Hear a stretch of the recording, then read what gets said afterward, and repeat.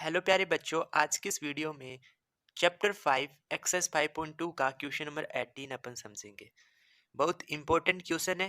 Question हमें क्या दे रखा है? किसी एपी के चौथे और आठवें पदों का योग 24 है। यानी मैं यहाँ लिख लेता हूँ, क्या हमें कंडीशन दे रखी है। कह रहा है कि उस एपी के चौथा पद और आठवें पद, इसका योग हमें कितना दे रखा है? 24 दे रखा है। फर्स्ट कंडीशन तो हमें ये दे रखी है। सेकंड कंडीशन देखो, तथा छठवें और दसवें पद। छठवें पद का मतलब A6 और दसवें पद का मतलब A10, इनका योग हमें कितना दे रखा है? 44 दे रखा है। तो इस एपी के प्रथम तीन पद बताइए। इस एपी के हमें प्रथम तीन पद बताने। तो अगर हमें एपी बतानी है तो उस एपी को बताने के लिए हमें ए पता करना पड़ेगा और डी सारवंतर। अगर हमें प्रथम पद और सारवंतर पता लग जाएगा तो हम उस एपी के चाहे जितने पद ज्ञात कर सकते हैं। तो हमें जो कंडीशन दी है उन्हीं से अपन क्या करते हैं? ए और डी का मान ज्ञात करते हैं। तो सबसे फर्स्ट अपन स्टार्ट करते हैं। A4 है, चौथे पद को मैं क्या लिख सकता हूँ? ए और डी के पदों में A+3D लिख दूंगा। फिर प्लस में यहाँ आठवां पद है, तो आठवें पद को मैं क्या लिख दूंगा? A+7D लिख दूंगा। इक्वल टू में कितना आ जाएगा? 24 आ जाएगा। अब हम इसको सिंपल बनाते हैं। देखो, ए में ए ऐड करूंगा तो कितना आ जाएगा? 2 आ जाएगा। फिर प्लस में 7D में 3D जोड़ देंगे तो कितना आ जाएगा? 10D आ जाएगा। इक्वल टू कितना आ जाएगा? 24 आ जाएगा। इक्वल टू कितना आ जाएगा? 24 आ जाएगा। अब मैं देखो इन दोनों पदों से कितना दो कॉमन ले लूंगा, तो यहाँ कितना बचेगा? ए बचेगा। फिर प्लस में यहाँ कितना बचेगा? 5D बचेगा। और इक्वल टू कितना आ जाएगा? 24 आ जाएगा। यहाँ दो गुना में इसको इधर लाऊंगा, भाग में आ जाएगा। तो यहाँ पे A+5D बराबर कितना आ जाएगा? 24 में अपन किसका भाग देंगे? 2 का, तो कितना आ जाएगा? 12 आ जाएगा। और इसको मैं समीकरण नंबर क्या कह देता हूँ? ए कह देता हूँ। मुझे ए और डी के पदों में समीकरण 1 मिल चुकी है। ए और डी के पदों में हमने समीकरण 1 ज्ञात कर ली। अब हम क्या करेंगे? इस रिलेशन को सिंपल बनाते हैं। तो A6 है, छठवें पद को अपन क्या लिखेंगे? A+5D। फिर प्लस में 10वें पद को अपन क्या लिखेंगे? A+9D।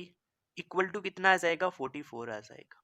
ए में ए ऐड करूंगा तो कितना आ जाएगा? 2 आ जाएगा। फिर प्लस में इस 5D में 9D जोड़ देंगे तो कितना आ जाएगा? 14D आ जाएगा। इक्वल टू कितना आ जाएगा?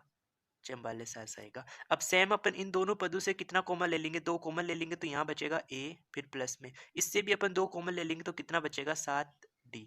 इक्वल टू कितना आ जाएगा? 44 आ जाएगा। ये दो यहाँ गुना में, इसको इधर भेजूंगा, भाग में चला जाएगा। तो यहाँ पे अपने पास क्या बचेगा? A+7D बचेगा। इक्वल टू इस 44 में ये दो क्या होगा? भाग लगेगा तो कितना आ जाएगा? 22 आ जाएगा। यानी ये हमारे पास समीकरण कितना आ गया? 2 आ गया। ये हमारे पास क्या आ चुका है? समीकरण 2 आ चुका है। अब अपन समीकरण 1 व समीकरण 2 को हल करेंगे और यहाँ से हम ए और डी का मान ज्ञात करेंगे। तो समीकरण 1 हमें कितना दे रखा है? A+5D इक्वल टू कितना दे रखा है? 12 दे रखा है।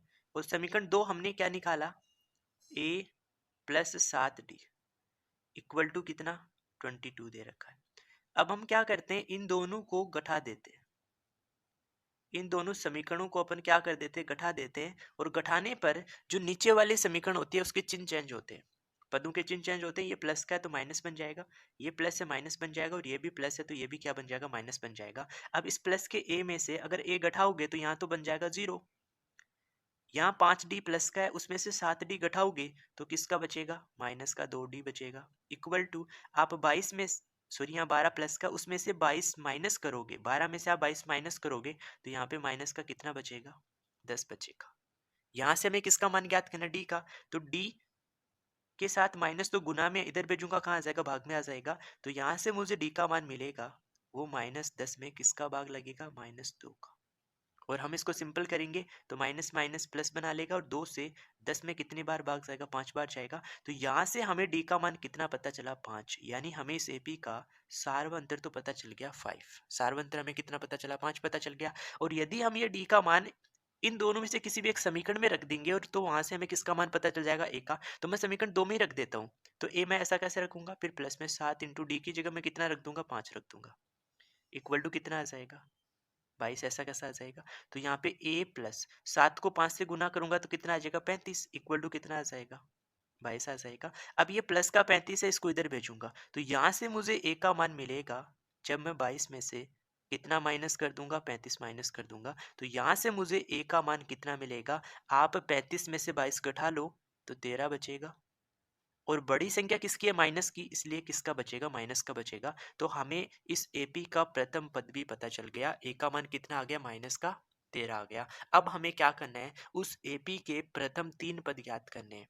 बहुत सिंपल है, देखो प्रथम पद पता चल गया तो वही तो क्या होता है, उस एपी का पहला पद होता है, तो पहला पद तो हमें कितना मिल गया, 13 मिल गया। अब हमें दूसरा पद निकालना है, तो जब एपी का हमें दूसरा पद निकालना होता है तो हम उस पहले पद में कितना जोड़ देते हैं, डी जोड़ देते हैं। तो हम क्या करेंगे, इस पहले पद -13 में डी जोड़ देंगे, डी कितना है, 5 है, तो आप -13 में 5 जोड़ेंगे तो कितना आएगा, -8 आ जाएगा। फिर हमें तीसरा पद ज्ञात करना है, तो इसमें फिर कितना जोड़ देंगे, 5 जोड़ देंगे तो कितना बचेगा, -3 बचेगा। और हमें इस एपी के यही 3 पद क्या करने थे, ज्ञात करने थे। तो आई होप सभी स्टूडेंट को ये क्वेश्चन समझ में आ गया होगा, बहुत इंपॉर्टेंट क्वेश्चन था। अगर आपको ये वीडियो समझ में आया, मेथड जो मैंने बताया वो आपको समझ में आया, तो आप इस वीडियो को लाइक ज़रूर करें, और चैनल पे पहली बार विजिट कर रहे हैं तो आप अपने चैनल को सब्सक्राइब ज़रूर कर लेना। Okay, thank you for watching video.